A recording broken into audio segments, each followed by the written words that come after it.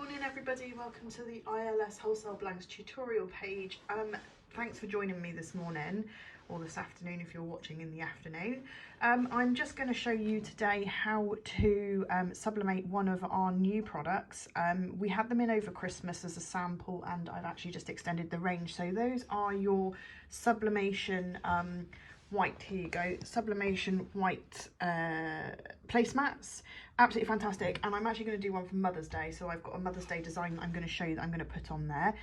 The design will be available for you at the end of the tutorial. If you head over to the website and sign up, you can actually check out on our free resources, completely free to sign up, completely free to check out, and then those will just be emailed all over to you. And there's a few PNGs in there, SVGs, and some other useful information for running your business. Well worth heading over there.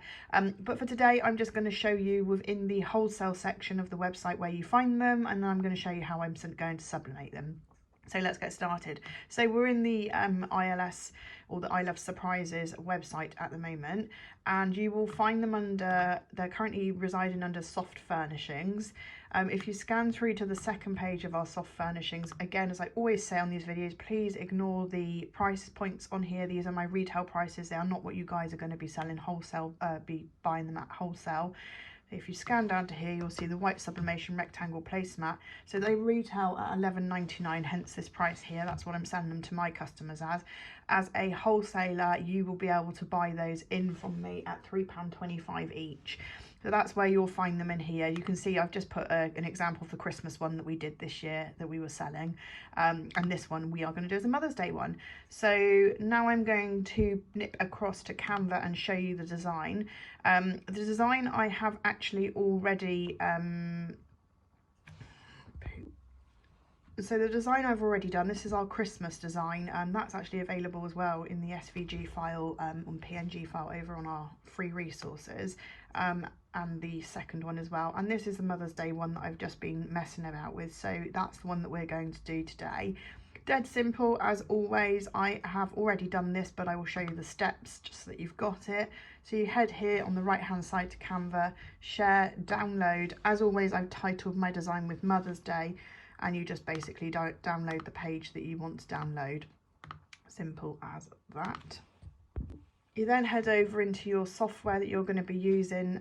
For those of you that have followed me before, know that I use a software called GIMP, G-I-M-P. It's a free version basically. It has the bones of Photoshop, but I'm frugal, so I don't pay for anything like that. So all you do is file, open, head into your downloads folder that you've just sent your image into from Canva. My computer's running a little bit slow this morning, so whilst it is, I will just let you know that all of the links of everything that I'm talking about today, products that you can buy from us that you'll need to make these, along with the programs that I'm using, so GIMP and Canva, the details will be in the comments below. So here you go, you head to the Mother's Day PNG, and that will slowly pull that through onto your computer space. There we go. Okay, happy with the image. I don't want to make any changes to it because I would have done that in Canva if I wanted to, but that's basically the image that I'm going to be using. So file, convert to color profile. You're always going to need to use your ICC profiles for whichever ink provider you use. So I use Ink Experts. They send you the ICC profiles for free via Ink Experts. You just need to request them and then download them following their tutorials. And I always use saturation because I just find that the colours pop, and I say this every single time. And then I go to File, Print.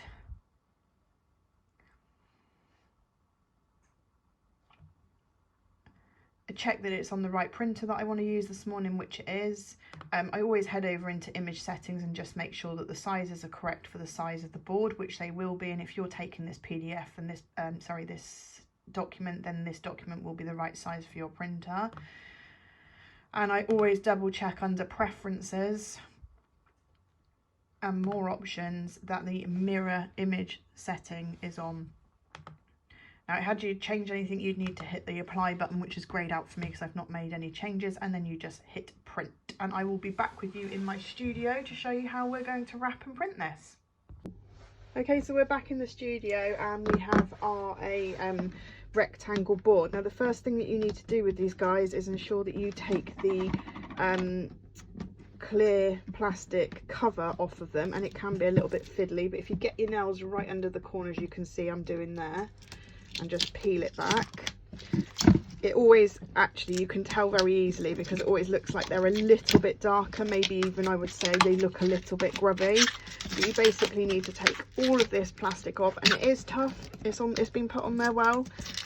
So once you've managed to completely remove that, sorry for all of the noise,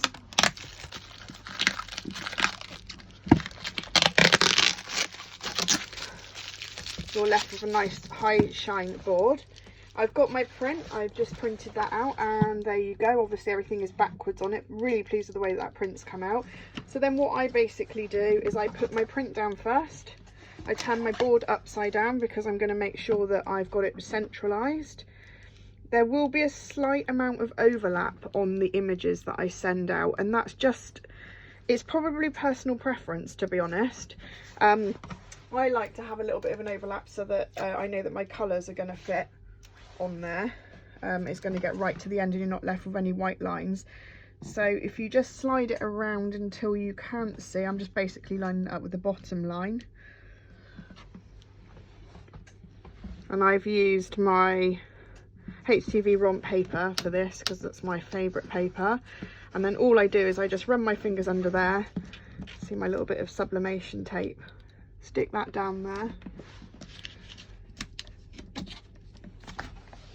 And then whiz it over like that. Now, there's two reasons that I do it like this.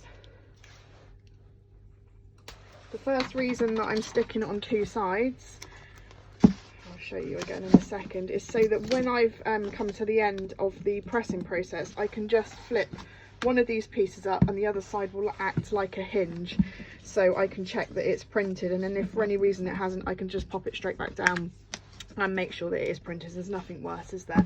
So that's my sublimation blank with the print on there. I'm now going to head over to my printer. I press these at 180 for 60 seconds and I will be back with you as soon as it's printed to show you the end results. And finally we have our finished placemat. I'm really pleased with the way the designs come out. Yeah, and it looks fantastic. Really simple to do, affordable. As always, thanks so much for following along in the tutorial. If there's any questions, then drop them in the comments section below. All of the product links, as I've already said, will be placed in the comments, so for your products to buy from us, but also anything else that you're looking for, so the links to the software, etc. But like I say, as always, shout if I can be of any more assistance. Have a great day.